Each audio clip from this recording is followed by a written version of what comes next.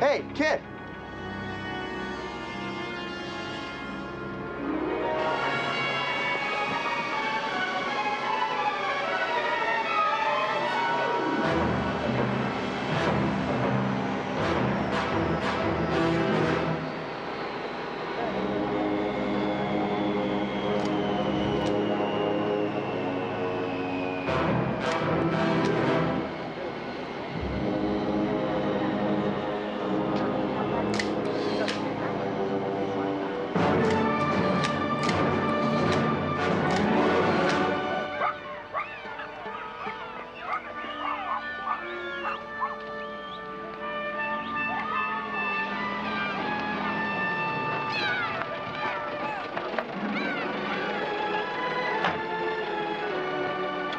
Hey, Ishmael, catch!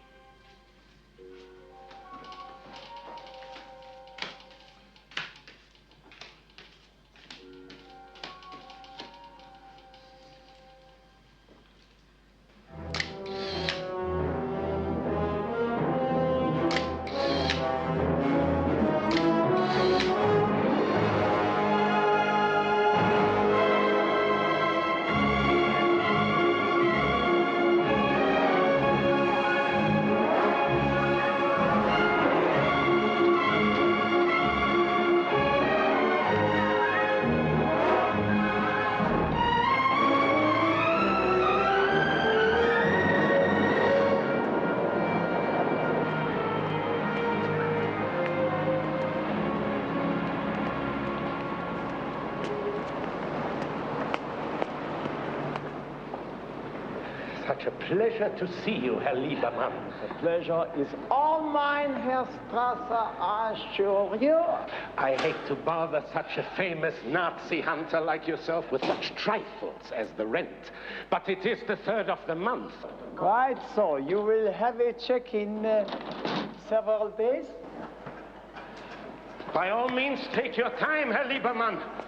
Feel free to ignore your responsibilities while my property is being ruined. We have floods all over the building because of you. You overload the floor, putting a strain on the pipes upstairs. And then they break. The pipes upstairs break and I'm to blame? Everything is connected. The whole building will soon collapse because of you. Get out! You have no have a call to from bring these heavy cabinets into an apartment house, not an office building. You have no right to bring in these heavy cabinets in here. All right. So next time, rent to a feather merchant. Hello? Mr. Lieberman? Out! You understand? No, I can't hear you. Your rotten plumbing! Sorry, I don't think I know you. I sent you a package with photos. You didn't? You sound like an American. No. What are you doing in Paraguay? I've been monitoring the activities of a group of Nazis. And I've identified several of them as war criminals.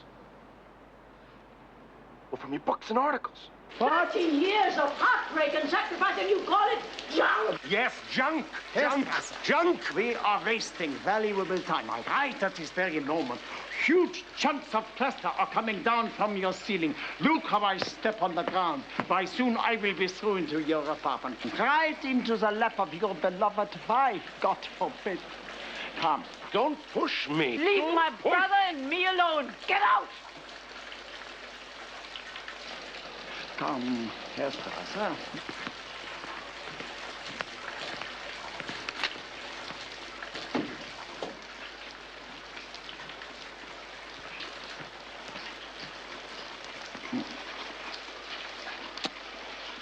Esther, the man's an idiot. I'm an idiot for letting him make me angry. Go on, take your phone call. Oh. The young man who has just discovered there are Nazis in South America. Mr. Kohler, forgive the interruption. Now, I work alone, like you, Mr. Lieberman, which is why I'm calling you. You see, I'm onto something.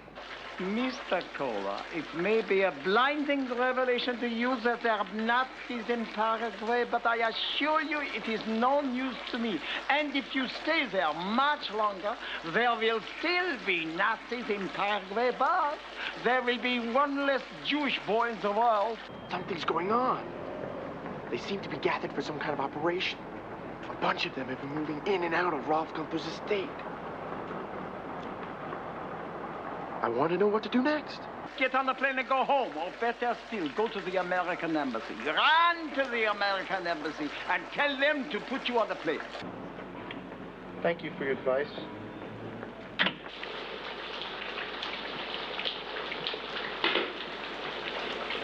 What did he want? I don't know. Life, instruction.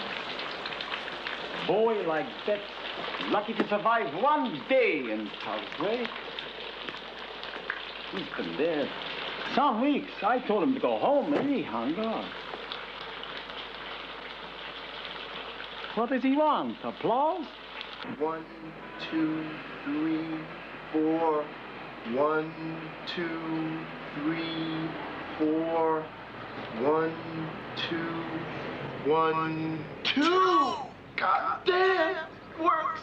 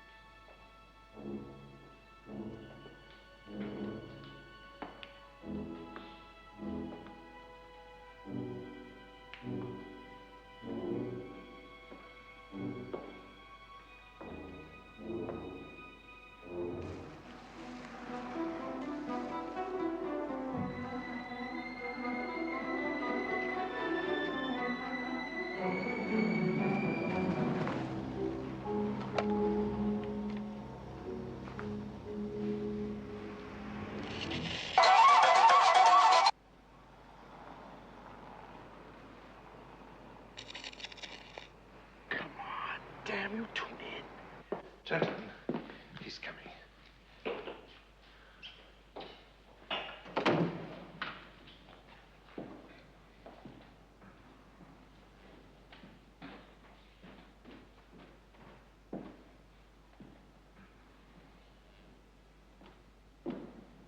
So, Gunther, this is the moment.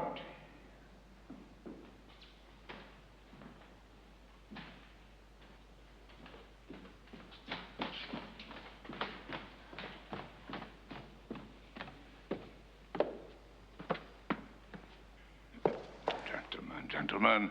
Be at your ease, I beg of you.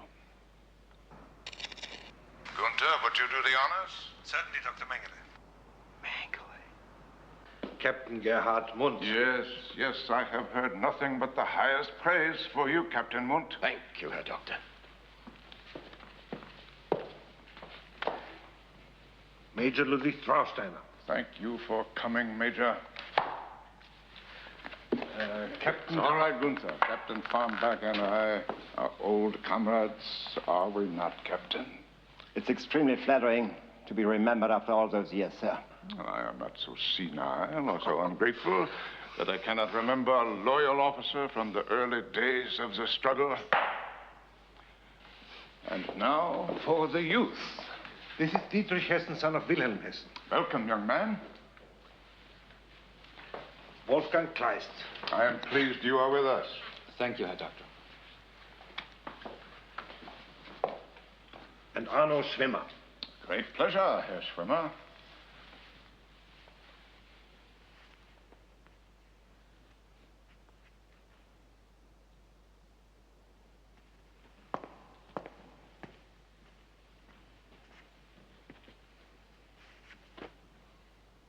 And now to business.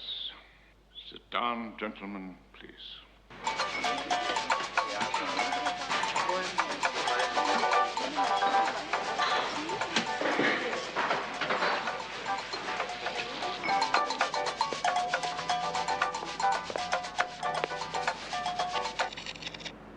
Task before you is the most important operation that the Comrades Organization has ever undertaken.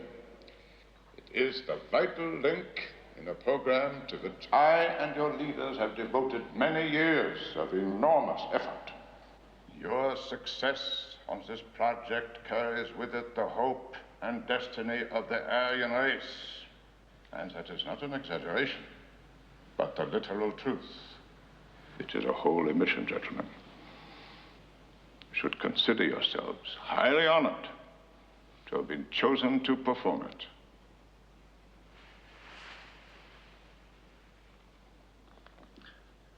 Now for the details. In the next 2.5 years, 94 men must die on or near certain dates. 16 of these men are in West Germany, 14 in Sweden, 13 in England, 12 in the United States, 10 in Norway, 9 in Austria, 8 in Holland, and 6 each in Denmark and Canada. A total of 94 assassinations.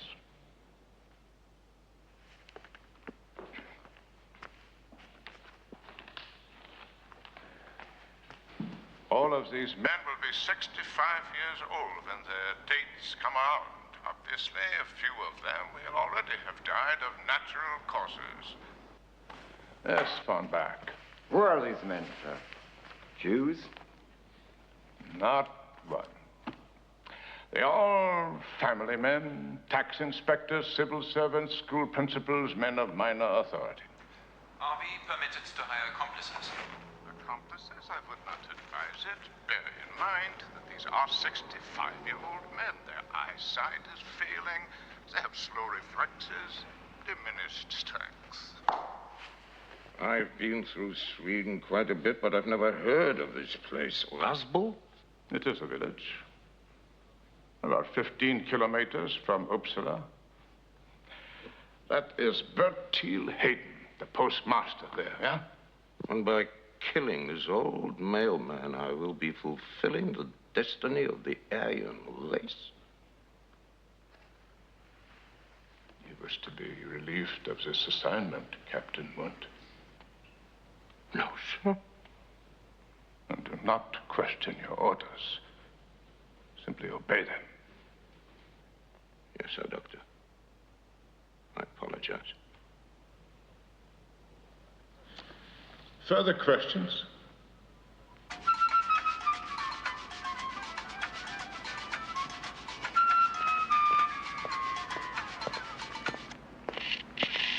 men's families are not to be involved. As in the case of, say, younger wives who might be open to romantic overtures as accomplices. I repeat, the families are not to be involved. You will travel and live in a manner befitting salesmen for large German firms. And you will have more than enough money for any equipment you might need. It is vital that you check in with headquarters on the first of...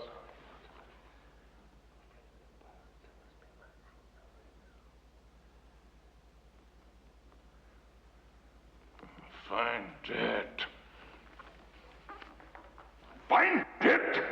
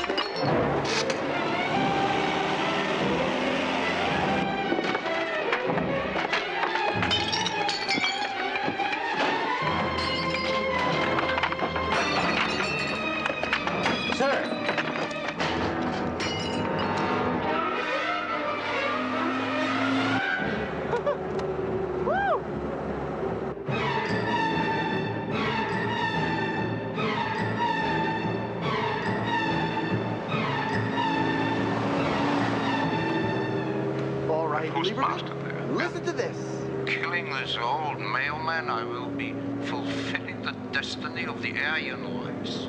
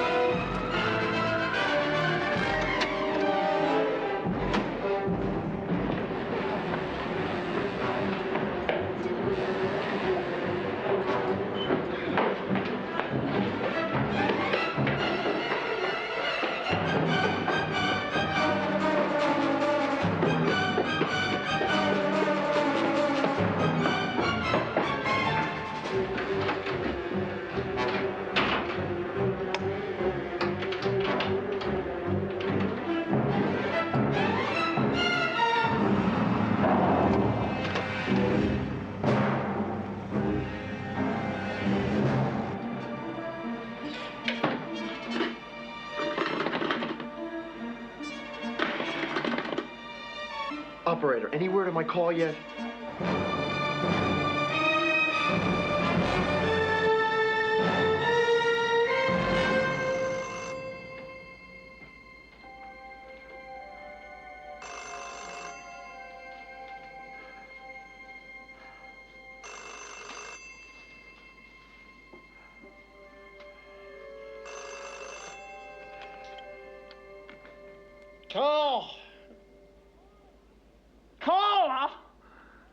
I thought I told you to leave.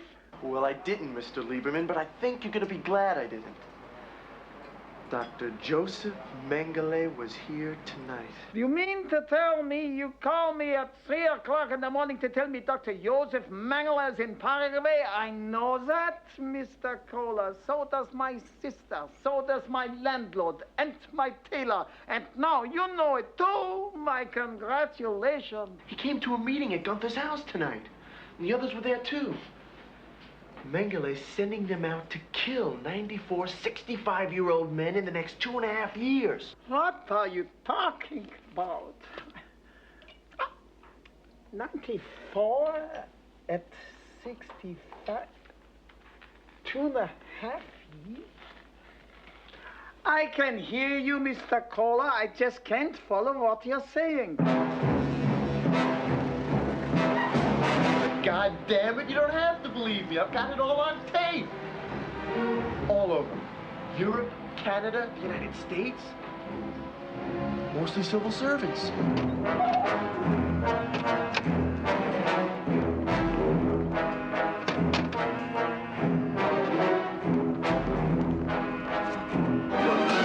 Okay, I'm running it down now.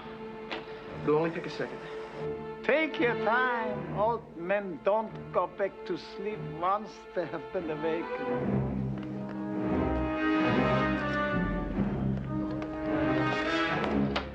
Welcome, young man. The stuff on now, it's just a lot of introducing and glad-handing around. Mengele's acting like chairman of the board. Pleasure, as usual. Will you stop asking questions and just listen, Mr. Lieberman? Business. Sit down, gentlemen. Okay. Here it comes. The task before you is the most civilization has ever undertaken. Kohler? Link. Program to which Are you there? Kohler? Kohler? effort. Your success on this project.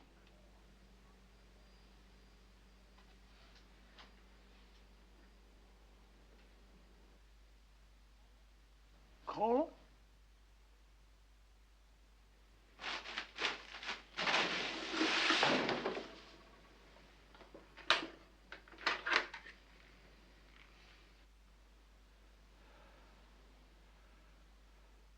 Clean the room. Dispose of the body. I do not want a trace of this vermin to remain.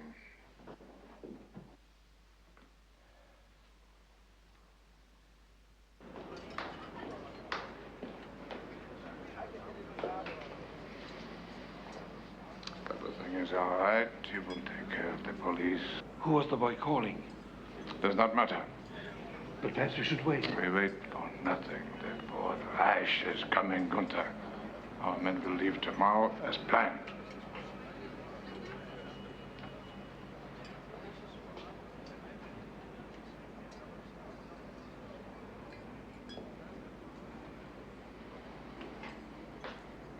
Kill him.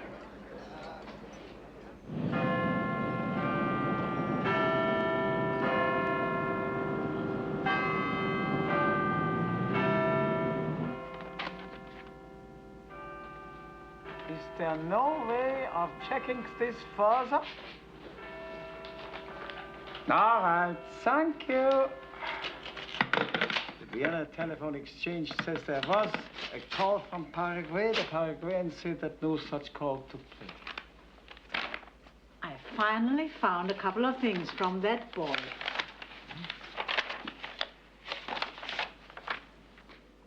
Mund. Captain in a Death Head regiment. Farnbach, a Gestapo agent. Trausteiner, assistant commandant at Dachau, cheap bureaucrats and murderers. And these, who knows? Ezra, now, you know you shouldn't. Esther, after all I've been through, one puff won't hurt me.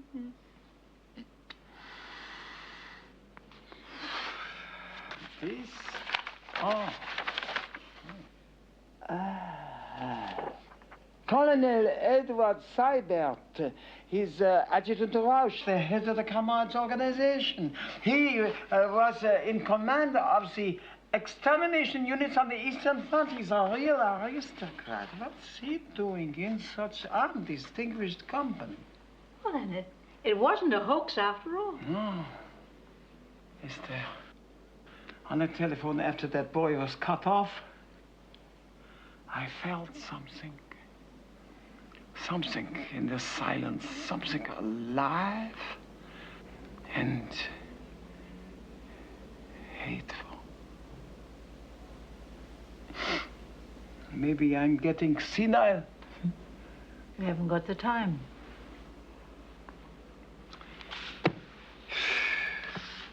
'94.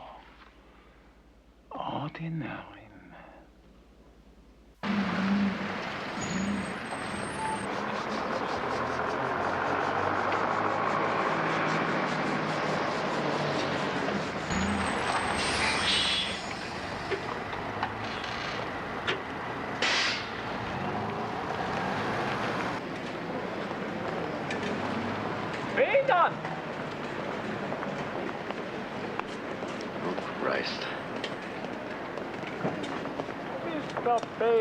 So nice to see you again. How are you getting along? Can't complain, would listen. May I take up a moment of your time? I'm so sorry, I'm late for lunch. Always such a prodigious appetite. What? 8 times last week I called you, and each time you are at lunch, maybe you have a tapeworm. Now, Sidney, please.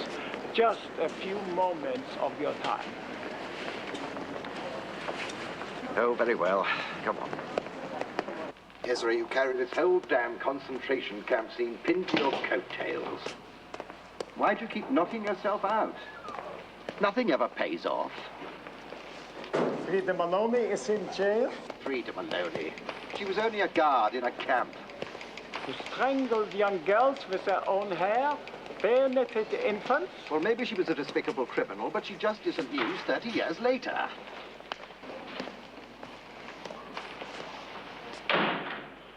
Sidney, there is a plot by the Comrades organization, which is the illegal arm. Yes, I know what it is. A plot to kill 94 men in the next 2.5 years. Jews, I suppose. I want your European, Canadian, and American bureaus to send you clippings of all 65-year-old civil servants who die accidentally. You pass them to me, and I'll do the rest. But whose plot is this? Joseph Mengele. He's the red herring in this little barrel. What a title for the chief doctor of Auschwitz, who killed 2.5 million people, experimented on children, Jewish and non-Jewish, using twins mostly, injecting blue dyes into their eyes to make them acceptable aliens. Ezra. Amputating limbs and organs from thousands, operating without anesthetics, but with the strains of Wagner providing an obligato to the screams of the mutants he was creating. Don't lecture me! Sidney, you owe me something.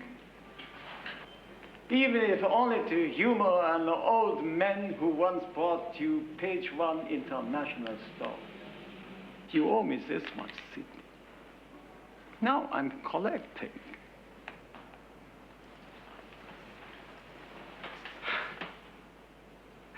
Have you any idea how many men in their mid-60s die every day? I try not to think about it.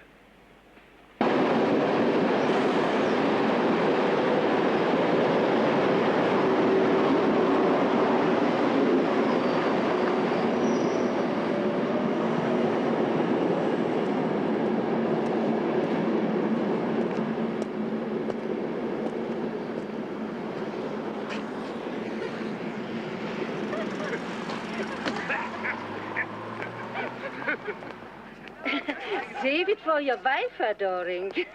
What I've got is too good for her. I can feel that, adoring. Go on, go on. Pig.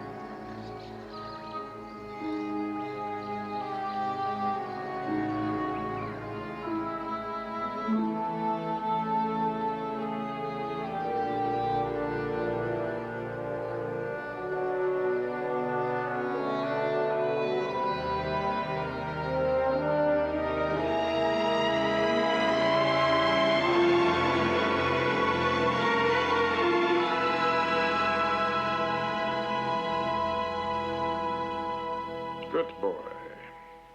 Good boy.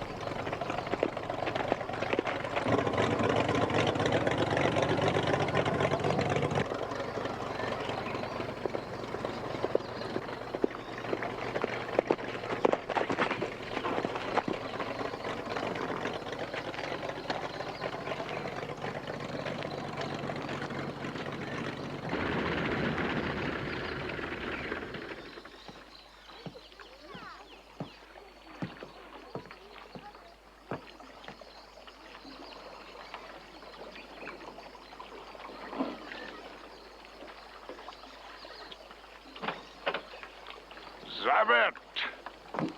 News? Good news. Our salesmen have all checked in. The first quarters have been filled. 4 in the exact dates. 2 a day early and 1 a day late. Splendid, splendid. Come. We'll have a nice lunch.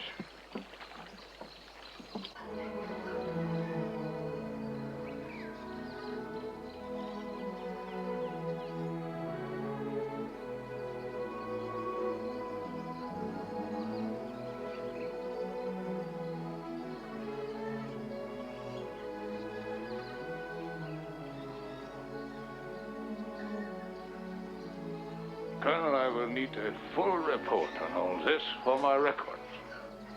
I've already taken care of that.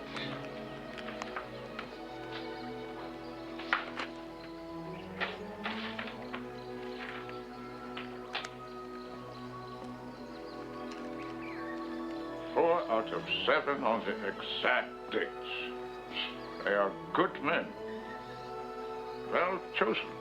General Rausch called me yesterday from the Costa Brava. Why didn't you tell us about Lieberman?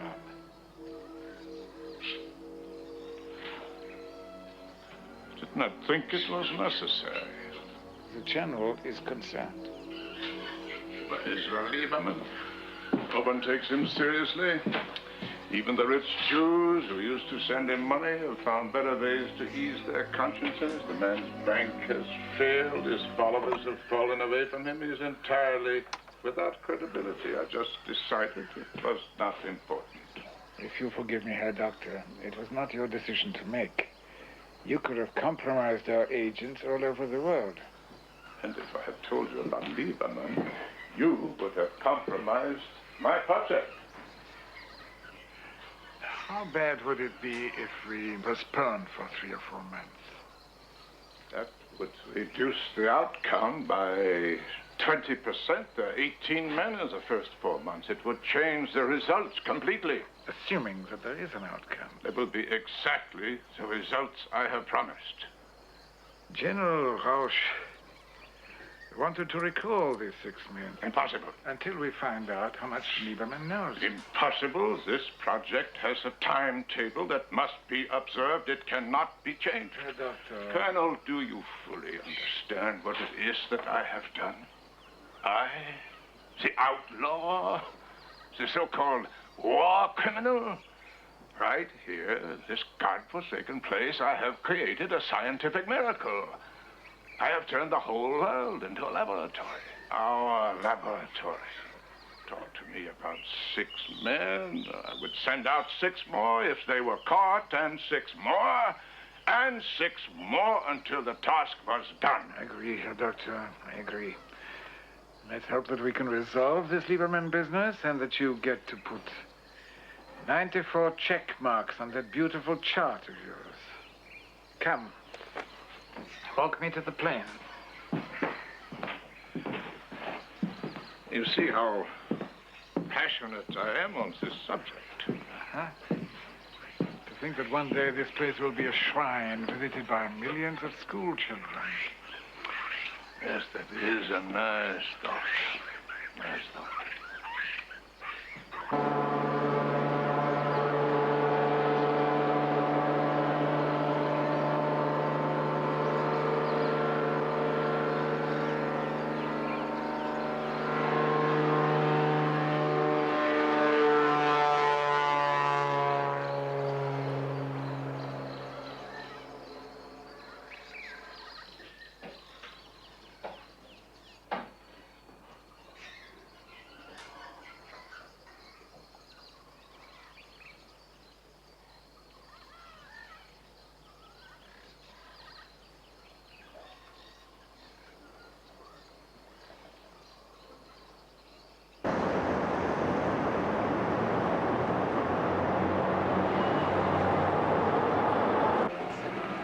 Gladbeck 3:30, Ezra. We'll get there. We'll get there. When do I ever miss a train? Now you know what to do while I'm away.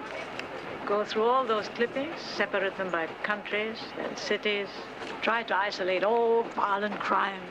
Ezra, there are already more than 100 clippings, and Ben on call to say there are more to come. Well, we have to start somewhere. Yes, but we can't afford to hunt for all those men. Well, that's why I'm going to these cities first, because they are the closest and the cheapest. It's a beginning. Yes, but you know that. Remember to separate the ones in New England from the rest. I can cover them while I'm on the lecture tour. Still without any help. Without help, without money, without time, what else is new?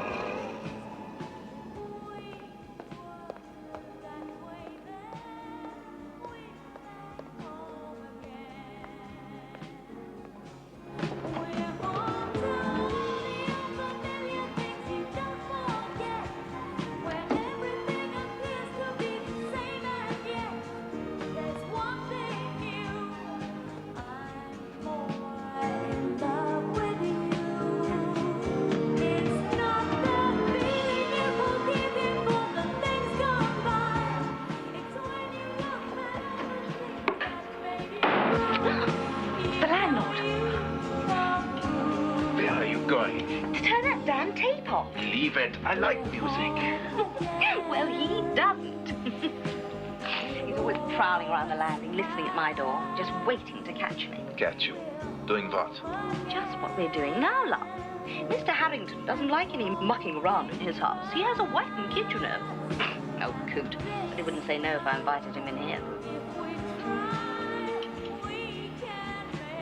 They maybe will invite him in. Later.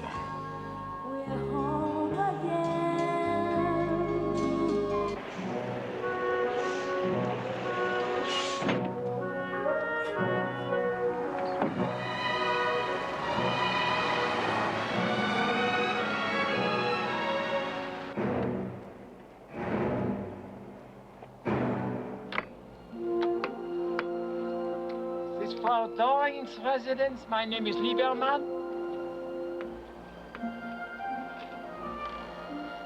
Look.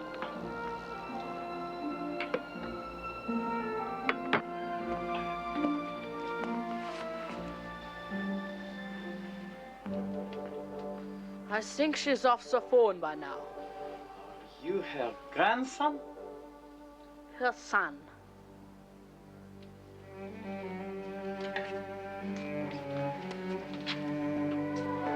Herr Lieberman. Frau Doring, thank you so much for seeing me. Oh, won't you sit down?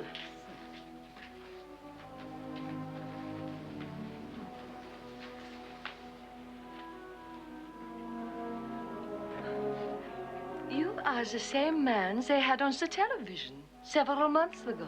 The Nazi hunter. Rita Maloney. Do you kill Nazis when you catch them? Oh, that's against the law. It's much better to put them on trial so people can learn. Learn what? Who they were, what they did. Survive and catch them. Just put it all in history books. Clever boy you have, Frau Doring. Yes, but definitely lazy. For example, right now he should be in his room practicing. I can't be in my room and answer the door at the same time, can I? Oh, I was only teasing, darling. Now, please, go and practice.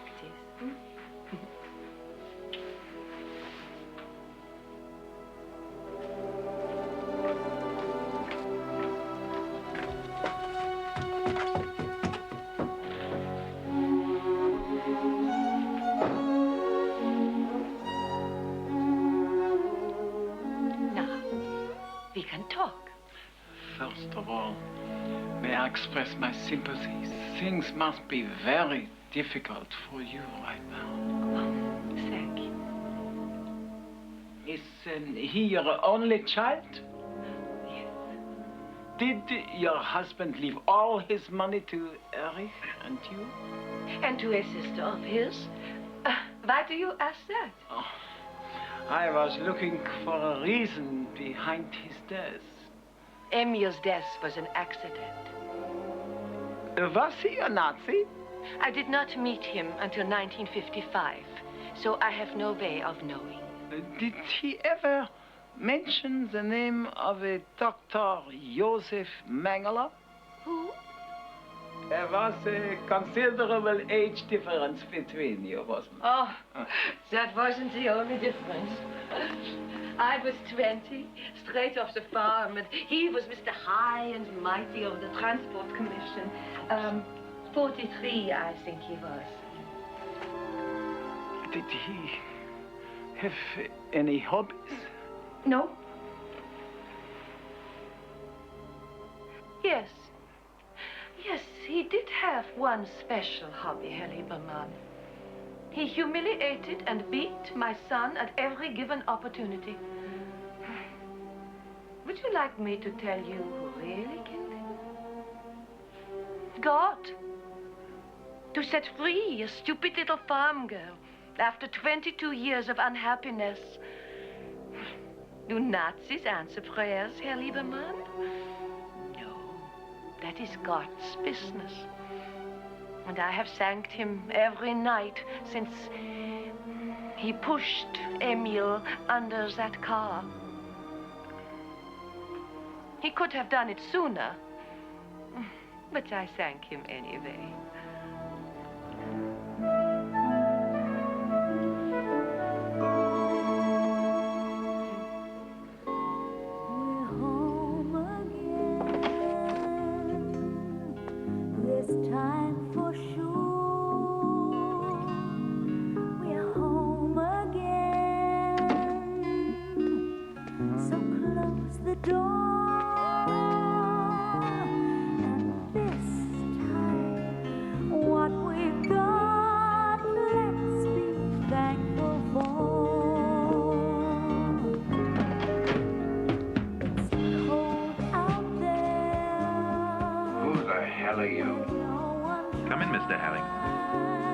To talk to you. I'll talk to her. That would be nice.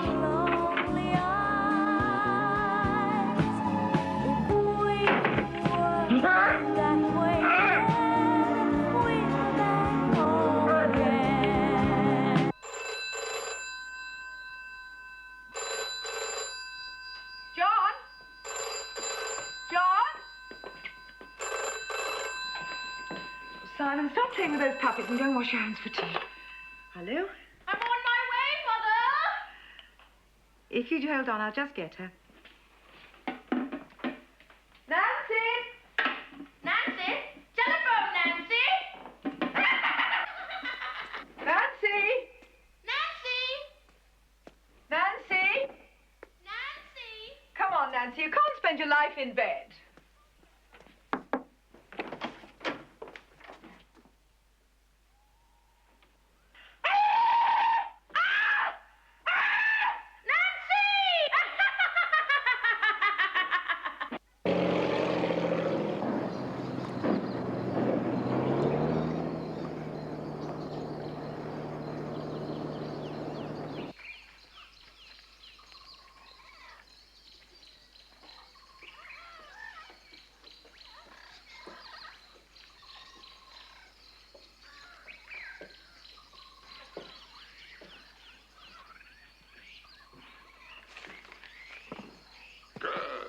Good, incredibly precise. Everything right on schedule. You did not have to make the trip, Albert. You could have used the radio. Not that I do not welcome a little intelligent company down here. Don't you remember the digital clock you admired so much in his home? Why, thank you, my friend. Very nice of you. Such a rational device. Remarkable. There's a problem. Lieberman. He was in Gladbeck in Doring's house.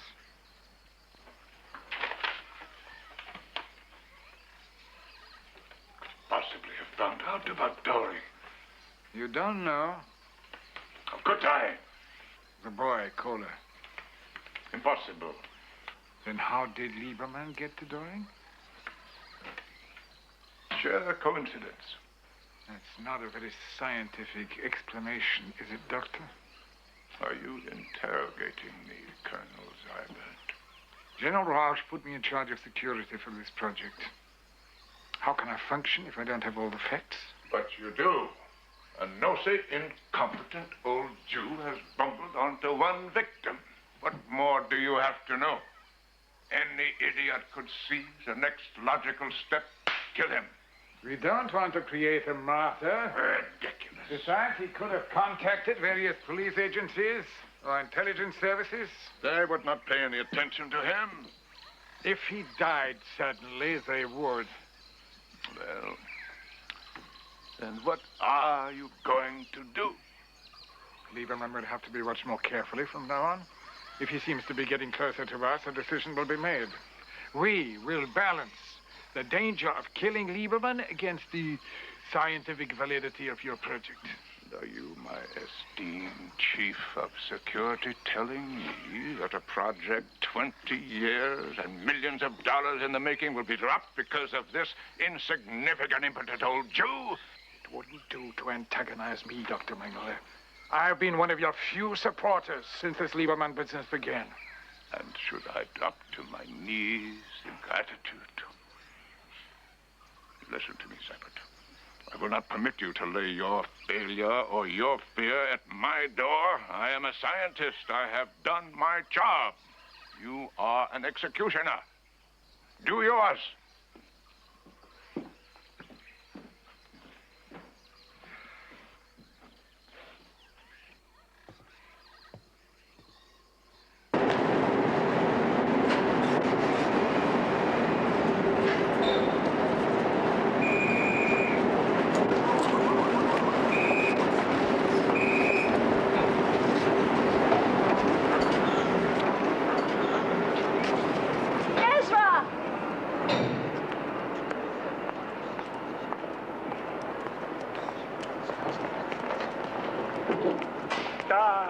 Reception committee.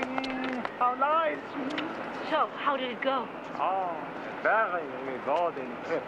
The cast at death at Freiburg was a genuine accident witnessed by many people. At Gladbeck, I met a young housewife who was not exactly heartbroken by the death of her old husband. And at Pforzheim, they slammed the door in my face. That's the way it will probably be with most of these people. I know. Come, let's get the car. Yes, please.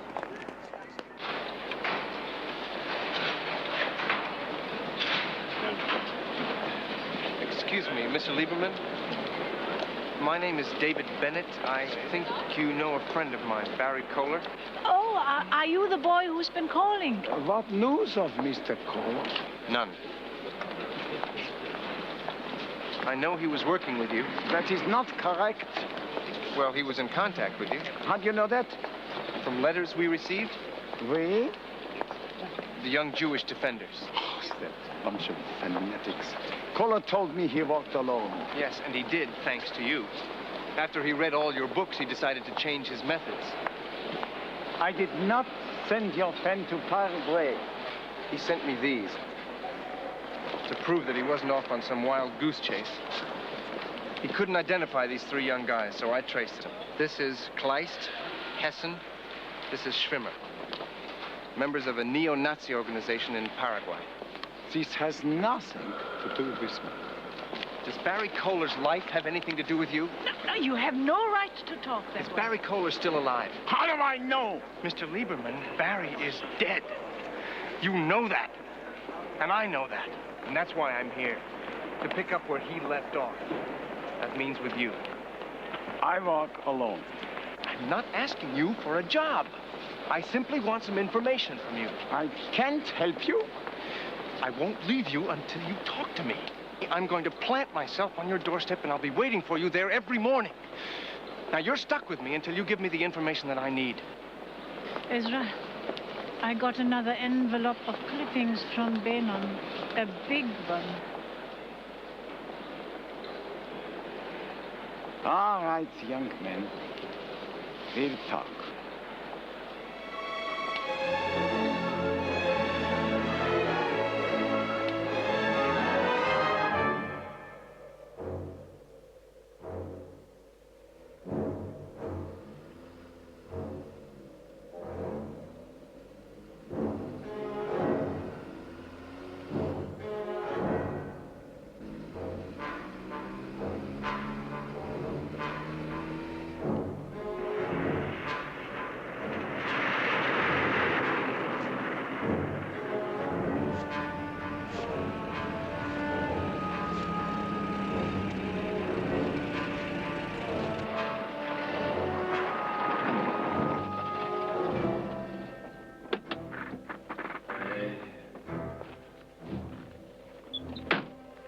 Good morning. I'm looking for the village of Stolin. You're going the wrong way. Turn around and take the south road for about 16 kilometers. Then bear right. You can't miss it. Thanks. What are you doing in these parts?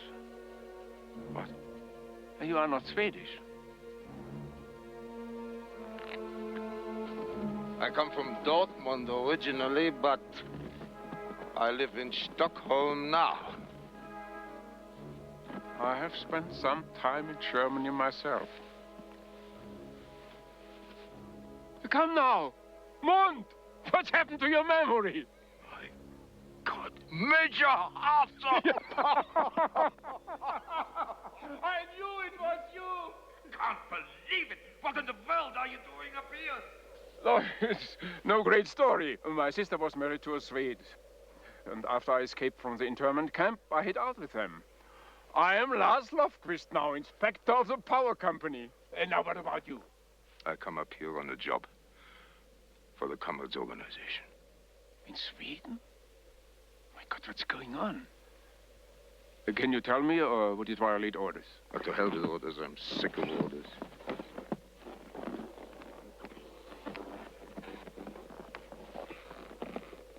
I'm up here on Stolin to kill a school teacher on Saturday. But don't ask me why. I cannot make head or tail of it. Who is this teacher? Lundberg? Olafsson? Lundberg. But I don't know what he looks like. I thought he's probably a harmless old man. It doesn't make any sense. It makes sense to your superiors. Or they wouldn't have given you the assignment. An order is an order. Good God, man! You are an officer of the SS! Have you forgotten? My honor is loyalty. Those words were supposed to be engraved on your soul. I know Lundberg. I will point him out to you.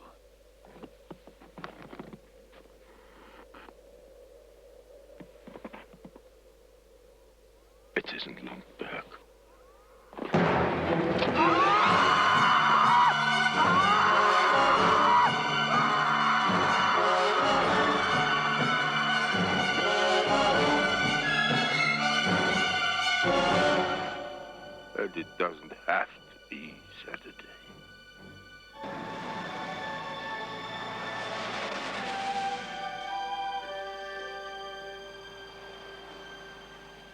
No one would have wanted to kill Jack. The man was beloved. If you had seen the wreath his students set. I have only one or two more questions to ask. Did your husband belong to any international group? He was in the American Legion. Rotary. I guess that's international. Legion sent a color guard to the funeral. The coffin was draped in the American flag. What are you doing out of bed? I just came to get a glass of grapefruit juice. He's got the flu. Also, I thought he could stay home a few days because of the... This is Jack Curry, Jr. Just Jack Curry. Now. Jack, you bite your tongue. This is Mr. Lieberman, a famous man from Vienna in Austria. What's he famous for? This is fantastic. You know you have a double?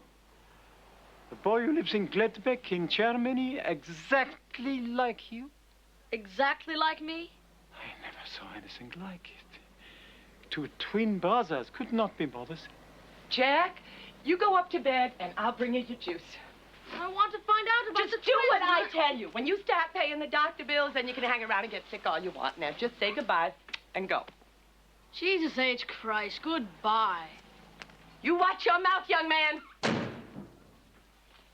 It is amazing. I thought he was this young boy from Germany come to visit you. Even the voice, the look in the eyes, the attitude. Look, I don't like to be rude, but as you can see, I got a lot of things to do here.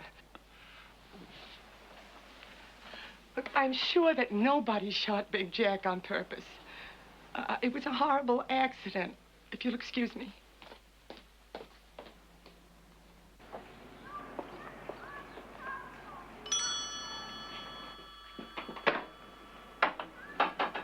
Hello, is this the Harrington residence? Yes, this is the Harrington residence. Can I talk to your mother, please? Well, you could, but you can't. This will only take a moment, I promise you. My mother isn't receiving today. Well, perhaps if you told her that... Don't you understand English, you arse? We are not at home.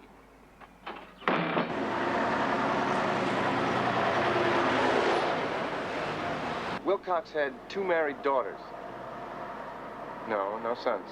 The Harringtons. They haven't any children. What did the boy look like? Sort of pale.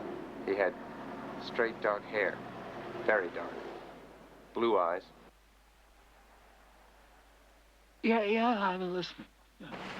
Why do you want to know about the kids all of a sudden? Listen, Mr. Bennett. If you want to ask the questions, you pay for the phone call. No, nothing. No, I haven't found a link. No, I'm in the dark. Yeah, I call you tomorrow, I promise.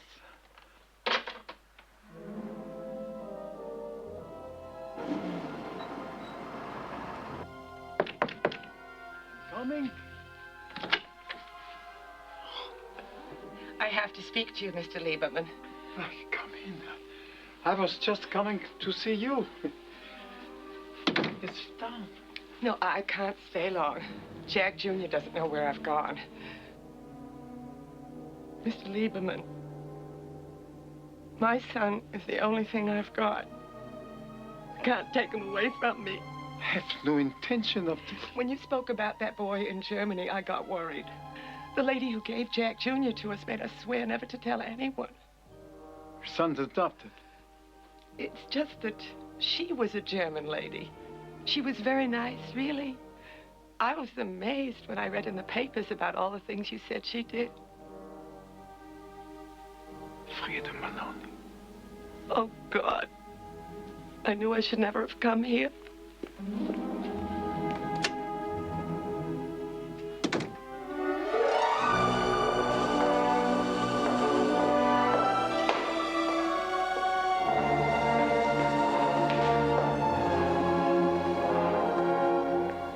Will you give me your word that you do not have a recording device in your briefcase?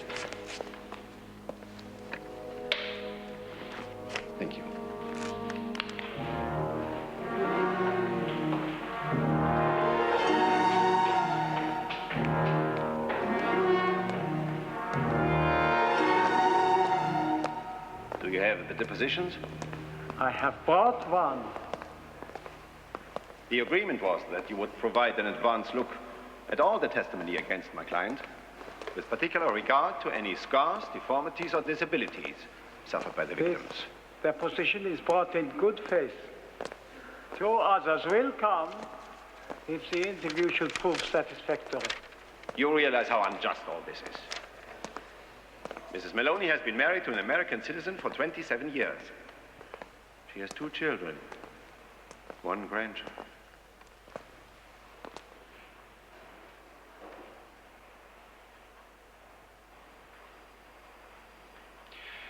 I suppose this can be corroborated.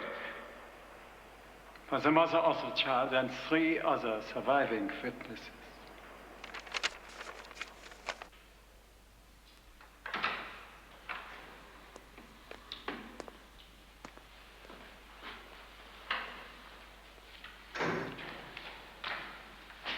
We will keep the interview brief.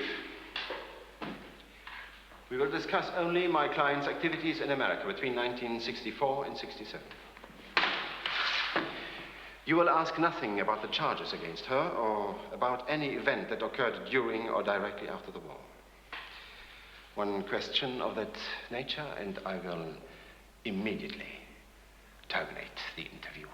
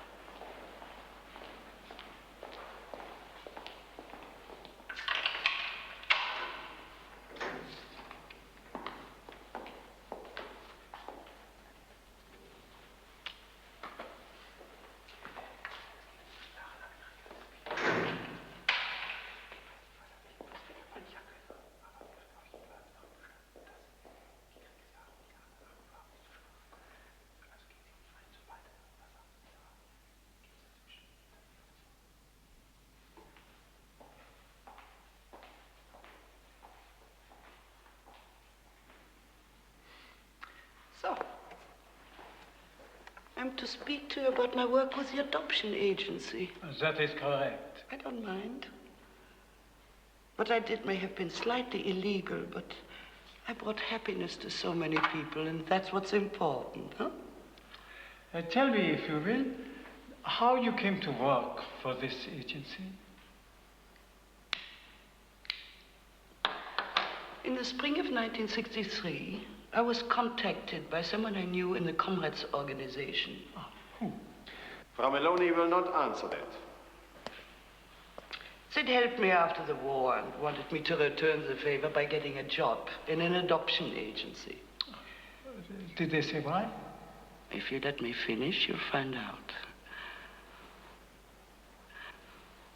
The Rush Goddess agency hired me. The Comrades organization was interested in rejects, couples who had been denied children because the husband was too old. I was to go through the files looking for applications, specifically those of families with Nordic Christian backgrounds, in which the husband was born between 1910 and 1914 and the wife between 1933 and 1937. The husband had to have a job in something like civil service, and both spouses had to be in perfect physical health. Did they explain why they wanted all this? That information is not relevant. I was expected to obey my orders, not to question them. This I did, as I always had. About a year after that, I was ordered to contact several of the applicants and offer them a healthy white baby boy, complete with New York State adoption papers. They were to pay me $500, and after their medical certificates had been clear, they would receive the babies. We would meet at a motel near Kennedy Airport. That used to be Idlewild. The babies were delivered to me, usually by stewardesses with Varig Airlines. Varig? Did the babies all come from Brazil? Is that important to you? What did they look like? Oh, they were all beautiful little boys with black hair, piercing blue eyes. If you're looking for a long-lost Jewish grandson, he was not among them.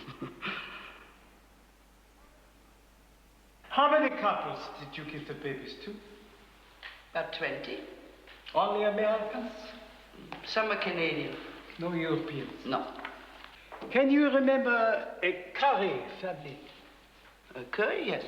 Who else? Wheelock. Henry Wheelock. They gave me my dog, Shatsy. Beautiful Doberman. He's only 10 weeks old when we got him. Where is Wheelock from? New Providence, Pennsylvania. And how long after the Currys did the Wheelocks get their baby? It was 14 years ago. I don't remember. And what has Joseph Mengele to do with all this? We won't answer it. It was all a trick, wasn't it? I know nothing of Mengele. But you'll link me with him, won't you? You want your pound of flesh, you don't care how you get it. 30 years, the world has forgotten. Nobody cares. And you persist and persist. Now, why don't you get off my back? One more minor question. I'll say nothing to you. As you wish. This interview has not gone by any means to my satisfaction. I will therefore withhold the other two depositions we talked about. You lying Jewish man! You are not a guard now, madame. You are a prisoner. I may live here, empty-handed, but you are not going anywhere.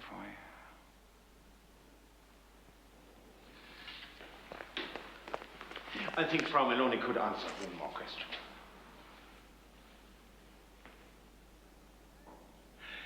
When is your dog's birthday? You are an insane old man after all, aren't you? Shatsy's birthday was December 11th. Have a safe trip, David. Bye-bye. It was David. He's off to New York for his sister's wedding, but he'll be back in a week. Mengele gives babies. 14 years later, he kills the fathers. He kills Doring, Harrington Curry, and the Currys got their babies 4 weeks apart, and the fathers were killed 4 weeks apart. Wheelock. Maloney's dog was born December 11th, 10 weeks. I've already worked it out. February the 20th. That's only 4 days from now. Wheelock, New Providence, Pennsylvania. How can I call Wheelock and tell him he's going to be killed by the people who gave him his baby? By Joseph Mengele, who's already killed the fathers of at least 2 other boys who happen to be twins? Who would believe such a preposterous story?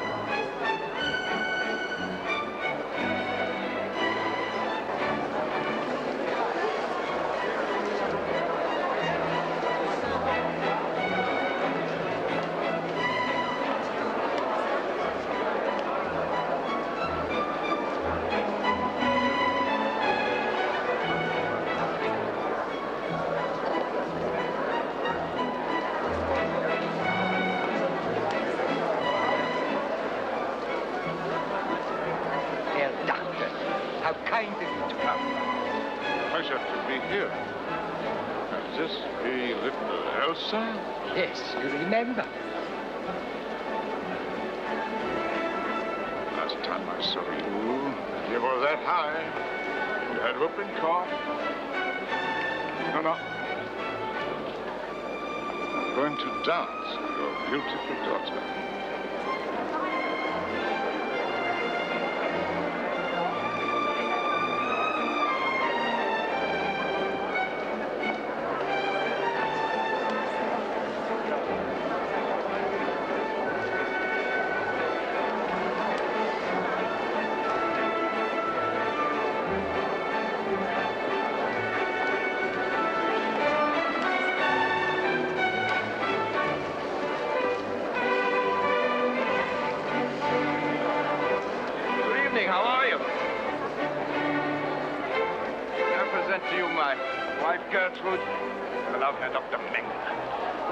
That's an honor, Mrs. We're here on a little second honeymoon. You're supposed to be a Christian. Start getting ready to kill us, cousin. Traitor!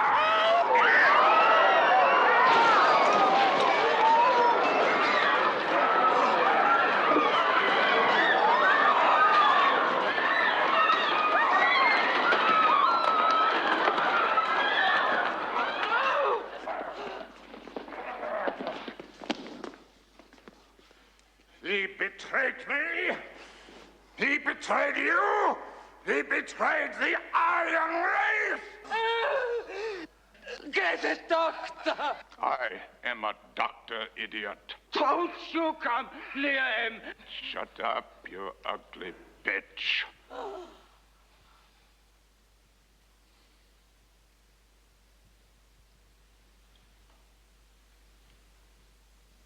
I thought you knew. Hold still, hold still. Dr. Mengele, could I call you away from surgery for one moment? If you will excuse me. And why was I not told that that man was called back? All the men have been recalled. Recalled? They should all be back here by the end of the week. But why? What had happened? Lieberman visited Frida Maloney in prison. Lieberman again. Will I be plagued to my dying day by that infernal Jew? Maloney told him about the adoptions. Well, it is not catastrophic, but she only knows about America. The work can still continue in Europe. The organization does not share your optimism, Herr Doctor. But all Lieberman has are a few paltry shreds of information he could not possibly piece together. 18 of your subjects have died. That means that according to your figures, we can be sure of one, perhaps even two successes. And if my calculations were wrong, there's only one chance in 20 or 30. No, Seibert. The men must go back. They can't. The operation has been terminated. Terminated? By whose authority? General Rausch and the colonels.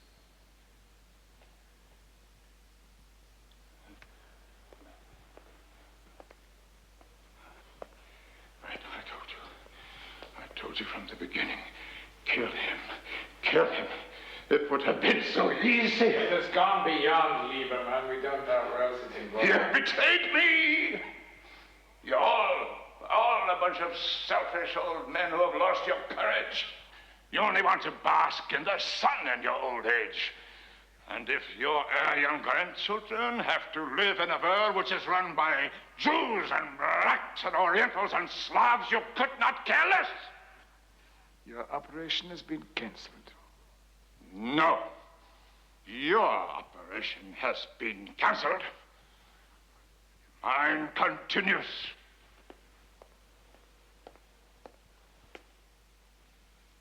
Heil Hitler.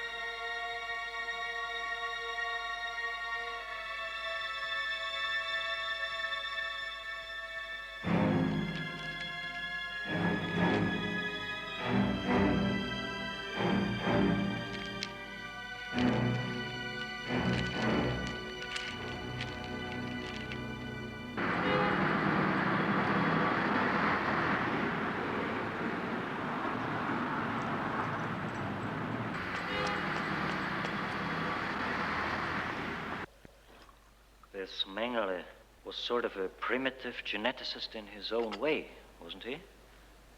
I understand that he experimented on human beings. Twins. Then he was nothing more than a sadist, really. A sadist with an MD and a PhD? Well, some people would say that's a perfect definition of a scientist. What exactly do you mean when you say the boys you saw were more than twins? Not only did they look alike, but they were also very alike in personality. That is unusual.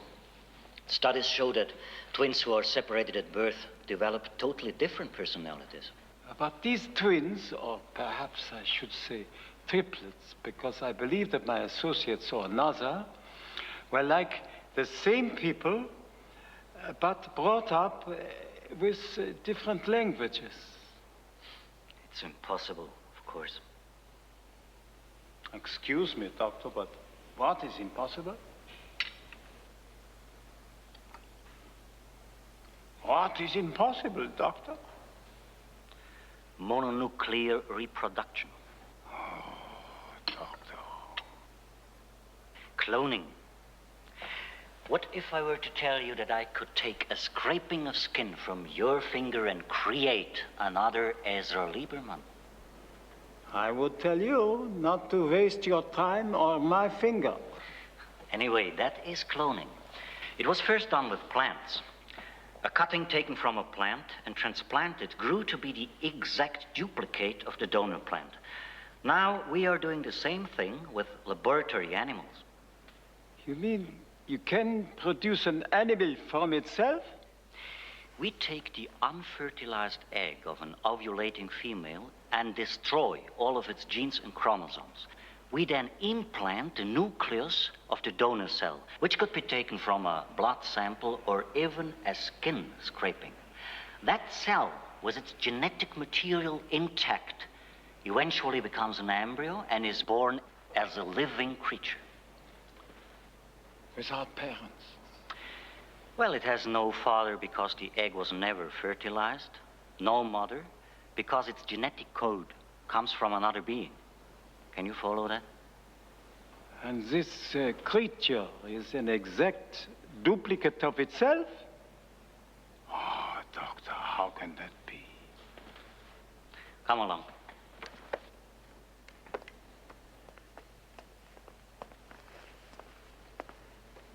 Our experiments began with the simplest of animals, shrimps and frogs. Animals in which the female's eggs are fertilized externally.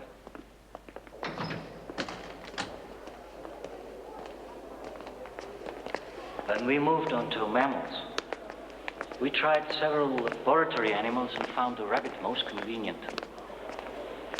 I had to develop instruments which could accomplish the operation, and a whole micro-injection system. I'll show you how it's done.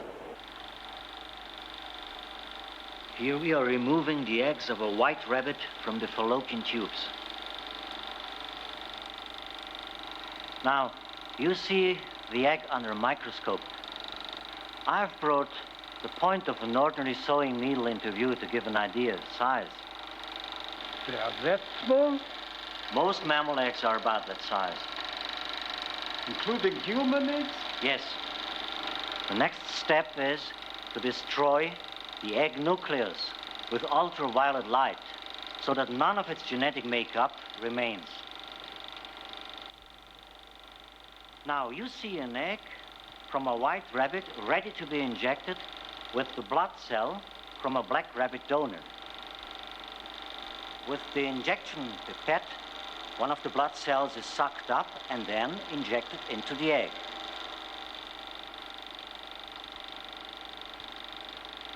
After a few hours, the eggs in culture divide and are ready to be put back into the female. There they grow into embryos, which in a month's time, the normal gestation period, they will become baby rabbits.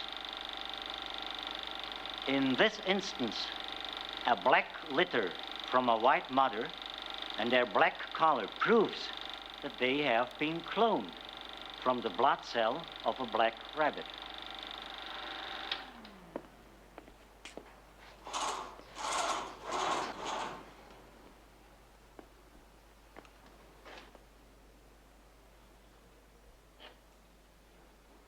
But isn't it difficult to get the egg back into the female? Transferring the eggs isn't a problem. We do that all the time with laboratory animals. The really tricky part is the microsurgery. Getting the donor cell into the egg. You're lucky if 1 in 10 survives. And this can be done with humans? If the surgical technique were precise enough. It's monstrous, Doctor. Why? Wouldn't you want to live in a world full of Mozarts and Picassos? Of course, it's only a dream. Not only would you have to reproduce the genetic code of the donor, but the environmental background as well. Is Mengele trying to reproduce himself? No. He has brown eyes and he comes from a very wealthy family. Let's examine the family background of the donor. Father is 65 years old, a civil servant. The mother is 42, you said. She dotes on the child. Boy. The boy is pale, dark hair, blue eyes, spoiled.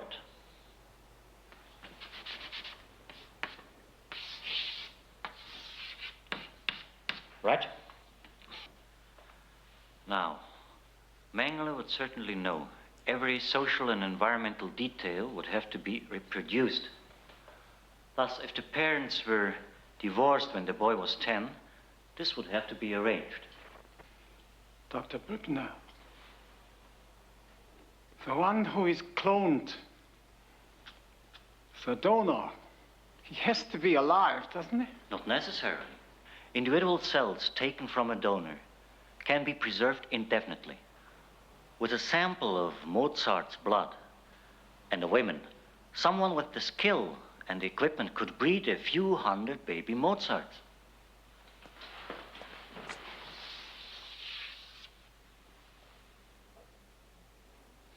My God, if it's really been done,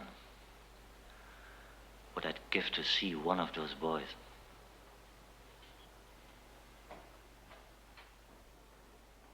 lieber Mann.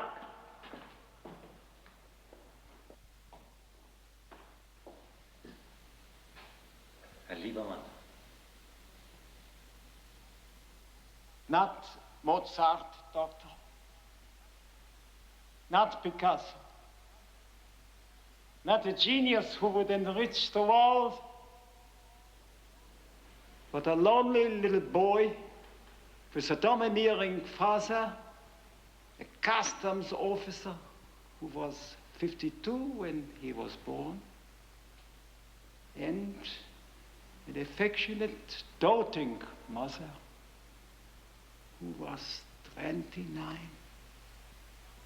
The father died at 65 when the boy was nearly 14.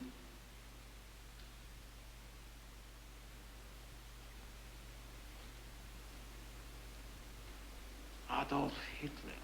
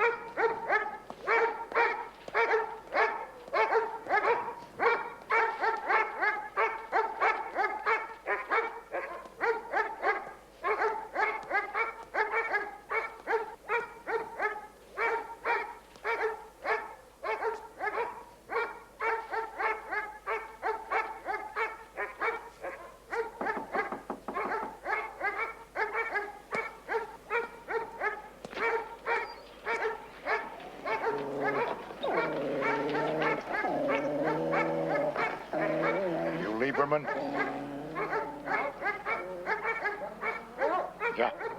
Come on in.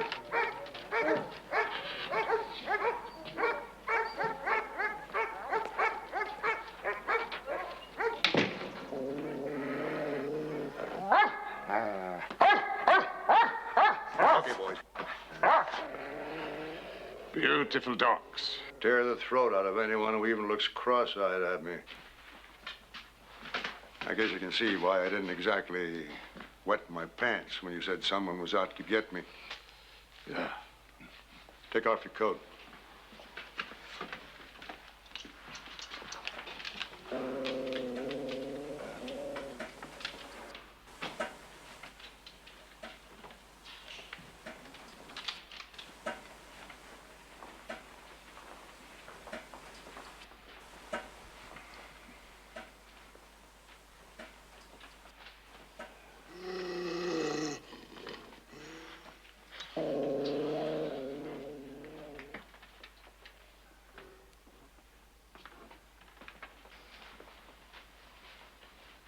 Very impressive.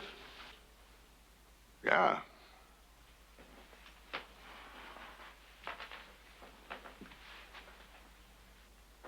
My son took those pictures. Very good. Very good. Little artsy farts, if you ask me. Is your son at home now? No, he's in school. And, Mrs. Wheelock, is she at home? She's still at work. So, you're the guy who got that Nazi Eichmann. I located him. It was the Israelis who did the actual kidnapping. How much you get for that? Nothing. I did it for the satisfaction. I hate all Nazis. I don't know about Nazis. It's the niggers we got to worry about. Hey, why are these Nazis after me? Well, you know, I find it very hard to talk. Don't worry about them. They won't bother you. Unless you bother me. I was attacked by a dog when I was a child, German Shepherd. And I still feel uncomfortable with the dog in the room. Jesus, you're like my neighbor Wally. I mean, he won't even walk up the driveway unless the dogs are locked up. Okay.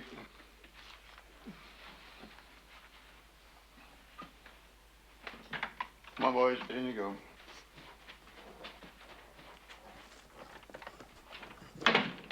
There's no other way that they can come in? No. Thank you. I feel much better.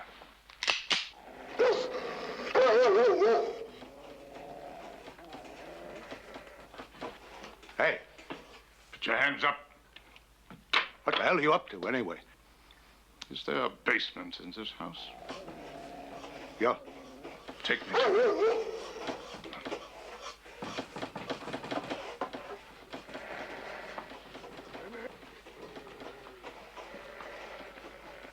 Do you have any pictures of your son? There is an album on the table. What do you want them for? Please do not worry. I'm very anxious to see him and talk to him. I am the doctor who delivered him. Open the door.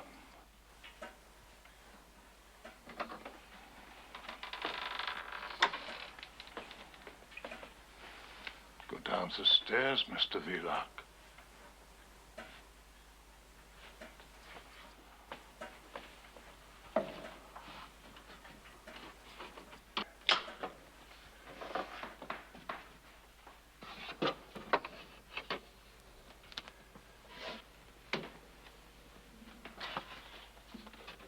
Now, listen, I don't give doodly shit about Jews or Nazis. Good.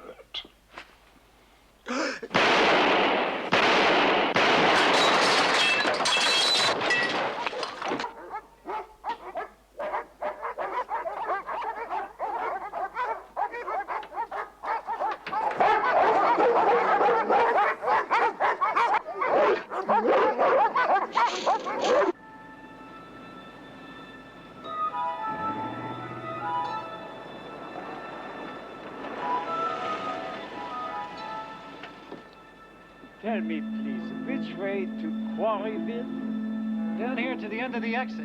You'll be on 30. Make a left. It'll take you straight into Quarryville. Thank you.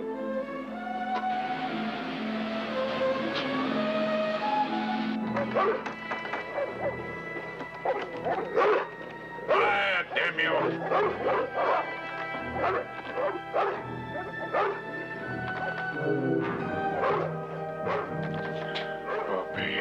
Bobby, good boy.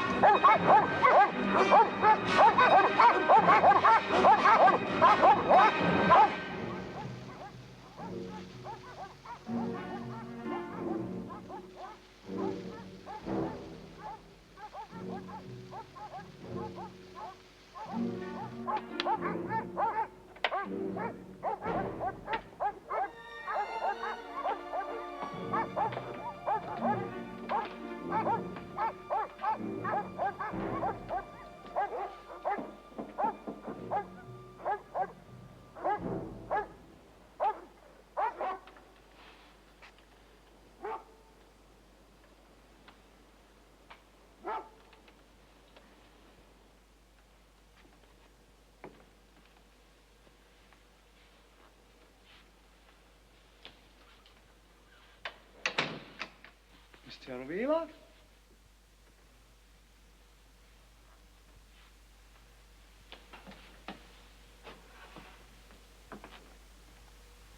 Mr. Wheeler?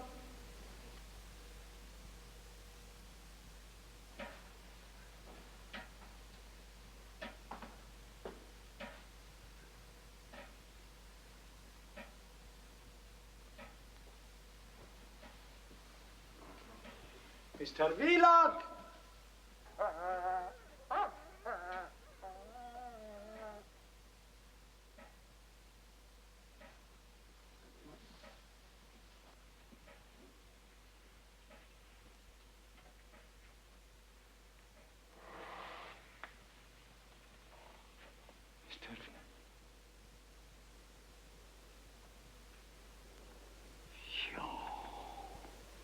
Herr Liebermann.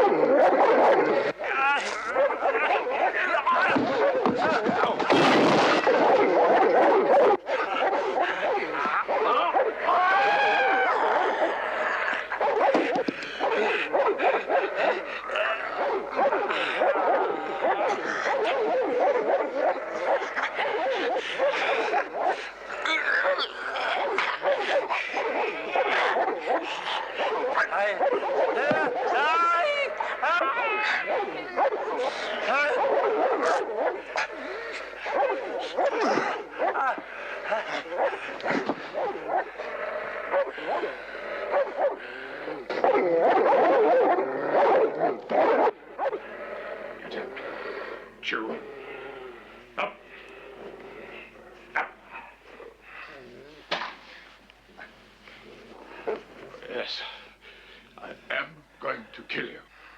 But I want you to go to your death with the knowledge that all your efforts have gone for nothing. I have the money and I have the will, and no one can stop me. Did you kill Wheelock? No, he's in the kitchen mixing us some cocktails.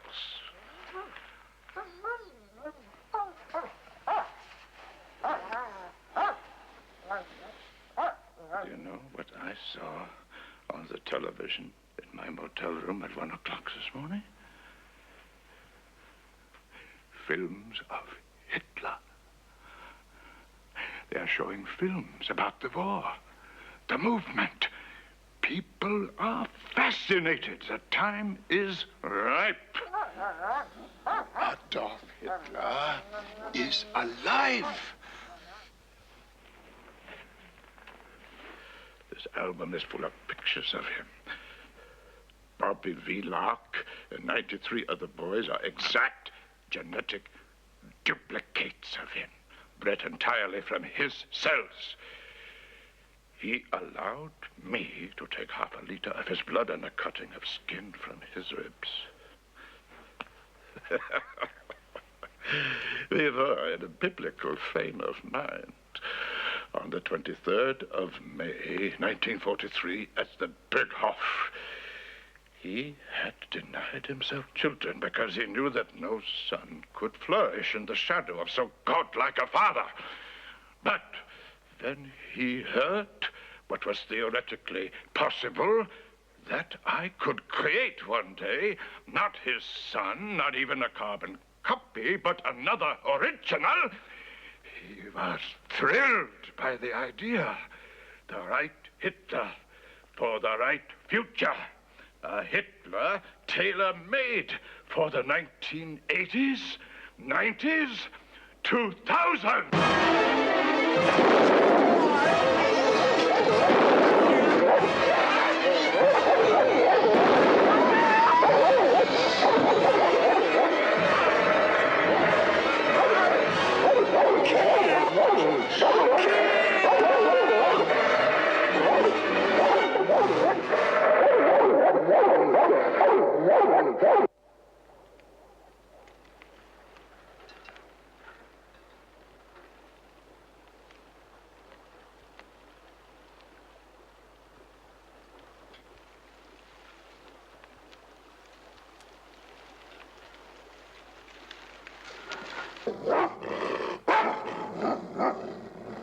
Hurry!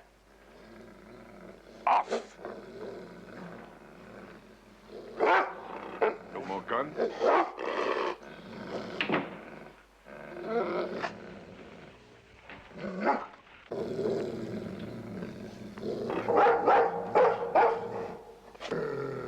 Holy shit. Bobby.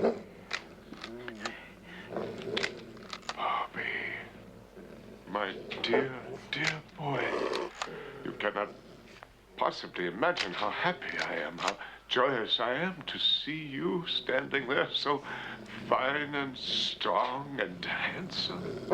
Call these dogs off, Bobby. Call the dogs off, please. I am an old friend of the family. In fact, I am the doctor who delivered you.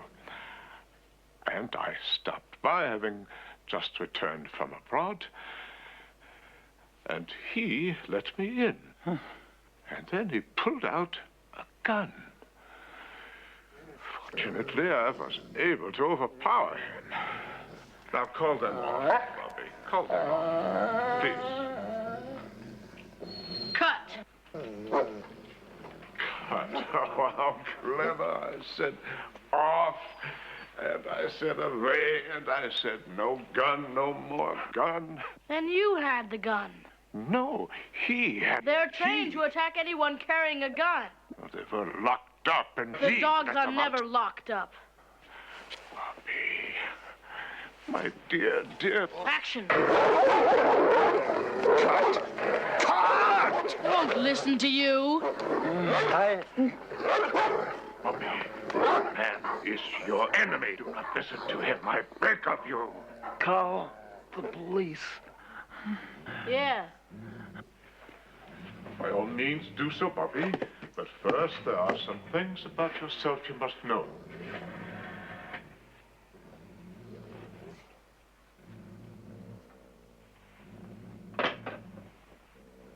What do you mean? If I prove to you that I know you better than anyone in the world, better even than your own mother, will you listen to me?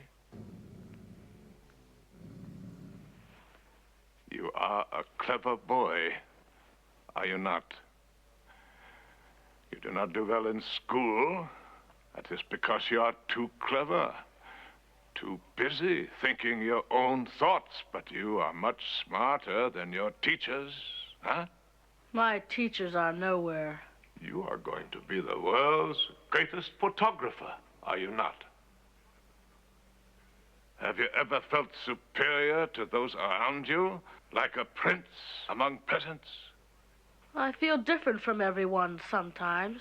You are infinitely different, infinitely superior. You were born of the noblest blood in the world. You have it within you to fulfill ambitions 1,000 times greater than those of which you presently dream. And you shall fulfill them, Bobby. You shall. You are the living duplicate of the greatest man in history. Adolf Hitler.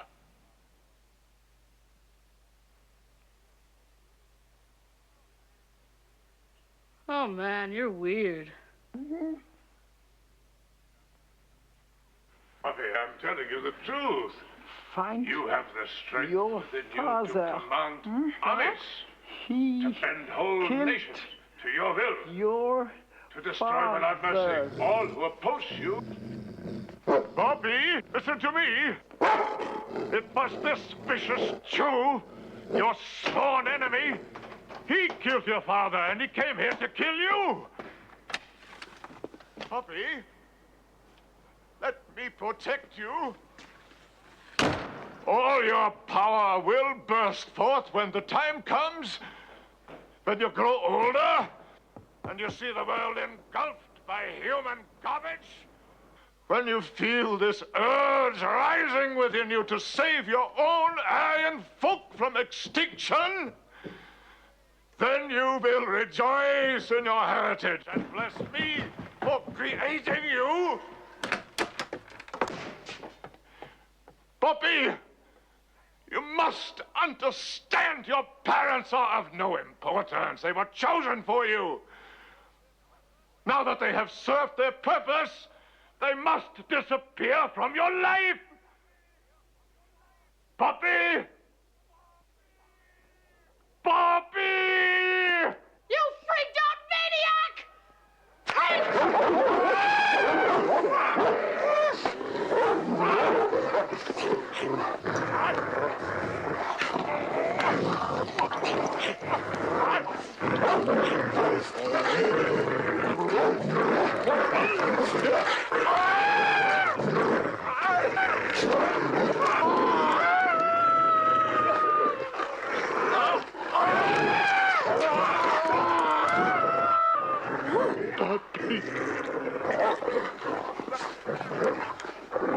Holy shit. Cut. Cut! Cut!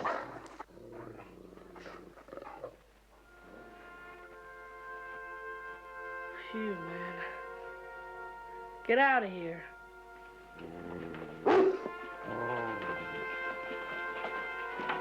Out.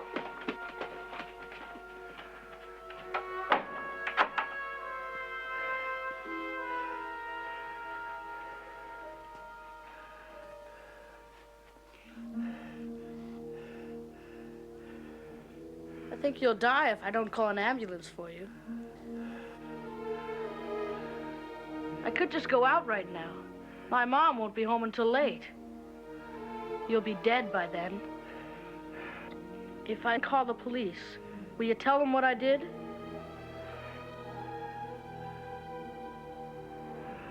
Okay. Shake.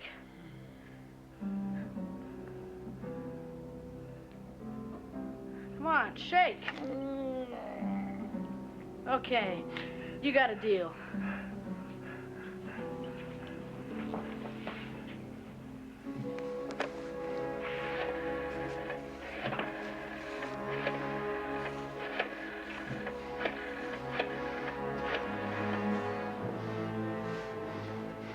I'd like an ambulance and a police car to come to the Wheelock residence on Old Buck Road, please. Hey, man, this is an emergency. A heavy-duty emergency.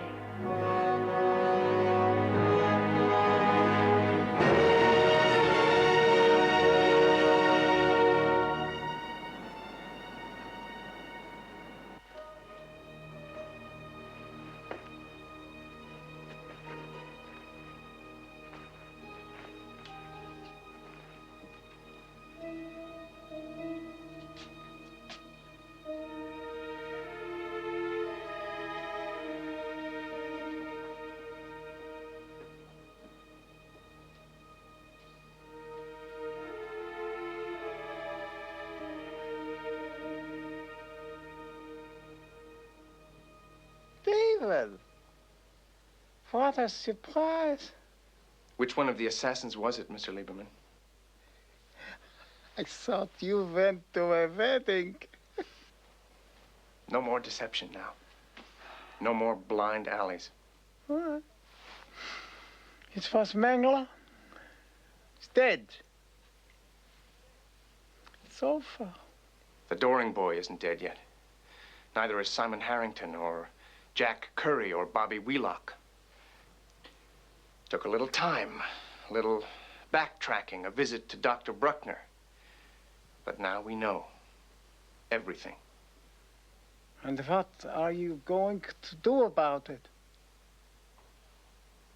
Kill the boys.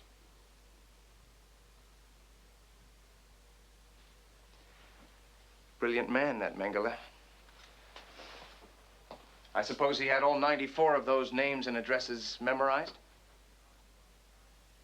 Now you are trying to fool me. You have been searching the room? He must have had a list. He did. Now I have. Give it to me. Why? We have the right and we have the duty. To do what? Kill children? Give me that list.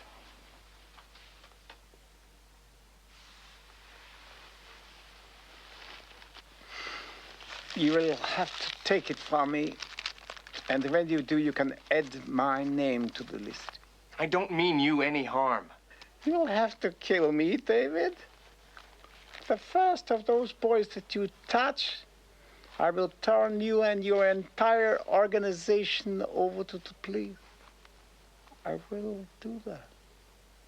You would protect Hitler.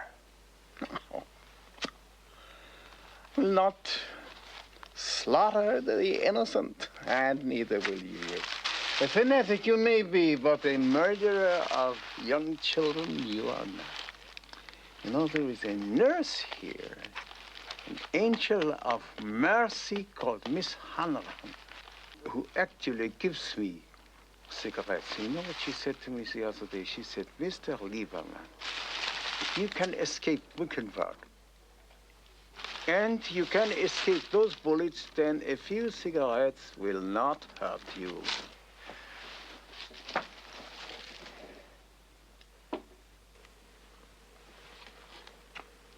Isn't that a nice thing to say?